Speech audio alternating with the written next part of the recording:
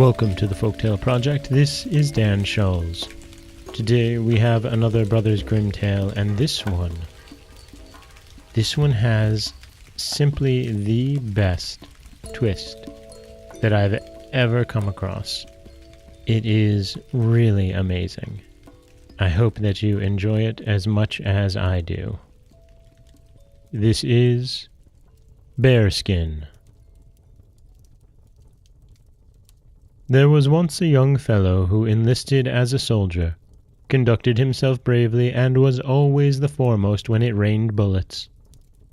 So long as the war lasted, all went well, but when peace was made, he received his dismissal, and the captain said he might go where he liked. His parents were dead, and he had no longer a home, so he went to his brothers and begged them to take him in, and keep him until war broke out again. The brothers, however, were hard-hearted, and said, "What can we do with thee? Thou art of no use to us. Go and make a living for thyself." The soldier had nothing left but his gun. He took that on his shoulder, and went forth into the world. He came to a wide heath on which nothing was to be seen but a circle of trees. Under these he sat sorrowfully down, and began to think over his fate. "I have no money," thought he. "I have learnt no trade but that of fighting, and now that they have made peace they don't want me any longer. So I see beforehand that I shall have to starve."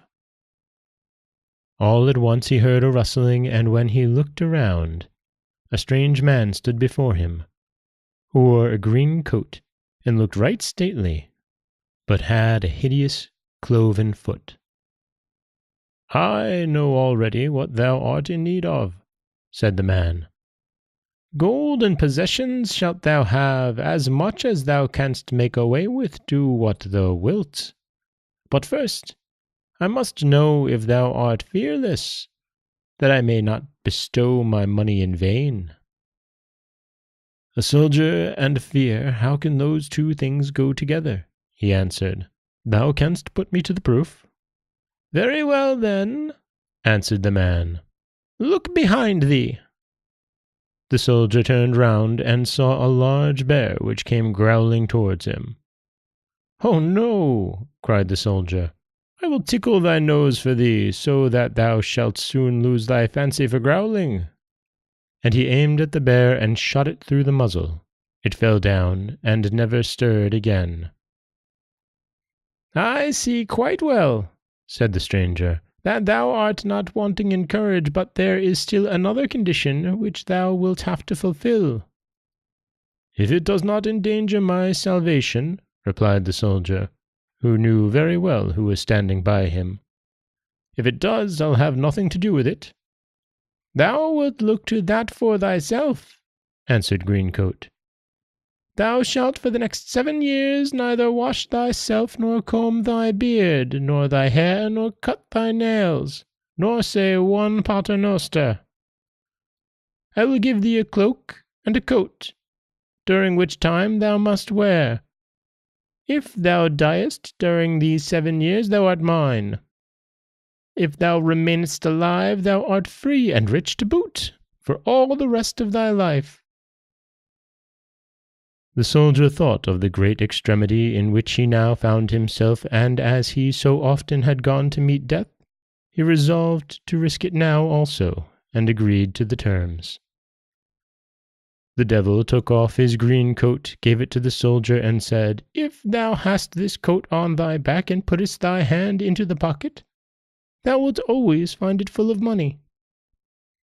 Then he pulled the skin off of the bear, and said, "This shall be thy cloak, and thy bed also, for thereon shalt thou sleep, and in no other bed shalt thou lie, and because of this apparel shalt thou be called Bearskin."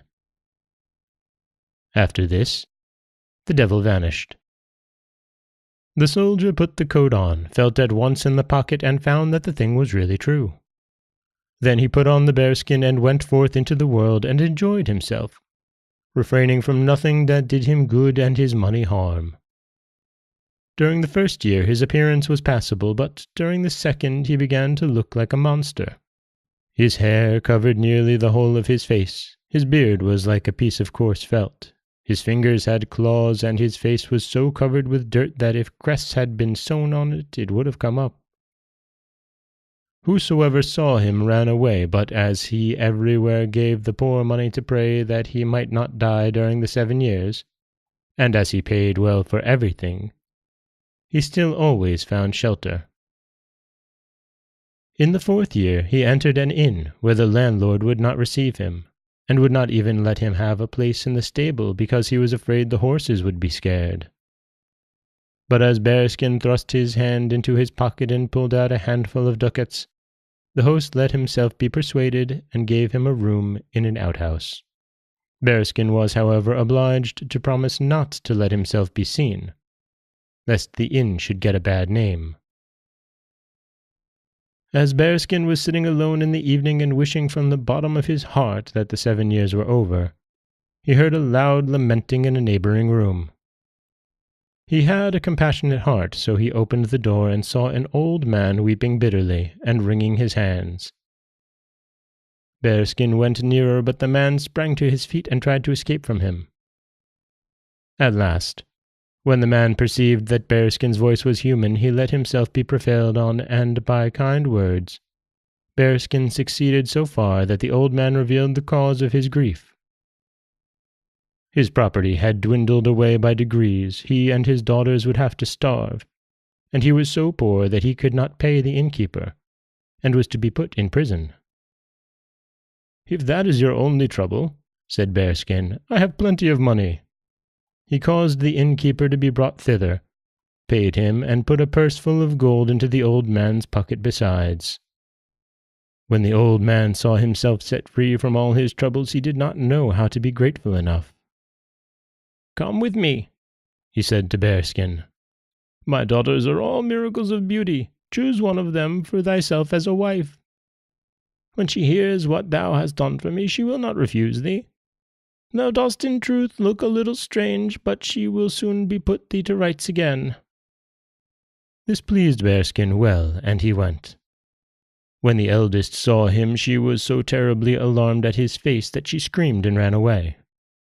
The second stood still and looked at him from head to foot, but then she said, "How can I accept a husband who no longer has a human form? The shaven bear that once was here and passed itself off for a man pleased me far better, for at any rate it wore a hussar's dress and white gloves. If were nothing but ugliness, I might get used to that." The youngest, however, said, "Dear father, that must be a good man to have helped you out of your trouble. So if you have promised him a bride for doing it, your promise must be kept." It was a pity that Bearskin's face was covered with dirt and with hair, for if it had not been, they might have seen how delighted he was when he heard these words. He took a ring from his finger, broke it in two, and gave her one half. The other he kept for himself. He wrote his name, however, on her half and hers on his, and begged her to keep her peace carefully. And then he took his leave and said, "I must still wander about for 3 years, and if I do not return, then thou art free, for I shall be dead. But pray to God to preserve my life." The poor betrothed bride dressed herself entirely in black, and when she thought of her future bridegroom, tears came to her eyes. Nothing but contempt and mockery fell to her lot from her sisters. "Take care," said the eldest. "If thou givest him thy hand, he will strike his claws into it." "Beware," said the second. "Bears like sweet things, and if he takes a fancy to thee, he will eat thee up." "Thou must always do as he likes," began the elder again, "or he will growl." And the second continued, "But the wedding will be a merry one, for bears dance well." The bride was silent and did not let them vex her. Bearskin, however, travelled about the world from one place to another, did good where he was able, and gave generously to the poor that they might pray for him. At length, as the last day of the 7 years dawned, he went forth once more out onto the heath, and seated himself beneath the circle of trees. It was not long before the wind whistled, and the devil stood before him and looked angrily at him. Then he threw Bearskin his old coat and asked for his own green one back. "We have not got so far as that yet," answered Bearskin. "Thou must first make me clean." Whether the devil liked it or not, he was forced to fetch water and wash Bearskin, comb his hair and cut his nails. After this he looked like a brave soldier and was much handsomer than he had ever been before. When the devil had gone away, Bearskin was quite light-hearted. He went into the town, put on a magnificent velvet coat, seated himself in a carriage drawn by 4 white horses, and drove to his bride's house. No one recognized him. The father took him for a distinguished general, and led him into the room where his daughters were sitting. He was forced to place himself between the 2 eldest. They helped him to wine, gave him the best pieces of meat, and thought that in all the world they had never seen a handsomer man. The bride, however, sat opposite to him in her black dress and never raised her eyes nor spoke a word. When at last he asked the father if he would give him one of his daughters to wife, the 2 eldest jumped up, ran into their bedrooms, and put on splendid dresses, for each of them fancied she was the chosen one. The stranger, as soon as he was alone with his bride, brought out his half of the ring, and threw it in a glass of wine which he reached across the table to her. She took the wine, but when she had drunk it, and found the half-ring lying at the bottom, her heart began to beat. She got the other half, which she wore on a ribbon around her neck, joined them, and saw that the 2 pieces fitted exactly together. Then he said, "I am thy betrothed bridegroom, whom thou sawest as bear-skinned, but through God's grace I have again received my human form, and have once more become clean." He went up to her, embraced her, and gave her a kiss. In the meantime, the 2 sisters came back in full dress, and when they saw that the handsome man had fallen to the share of the youngest, and heard that he was Bearskin, they ran out full of anger and rage. One of them drowned herself in the well, the other hanged herself on a tree. In the evening, someone knocked at the door, and when the bridegroom opened it, it was the devil, in his green coat, who said, "Seest thou, I have now got 2 souls in the place of thy one." And that is the Brothers Grimm's tale of Bearskin, which is just that twist at the end with the devil.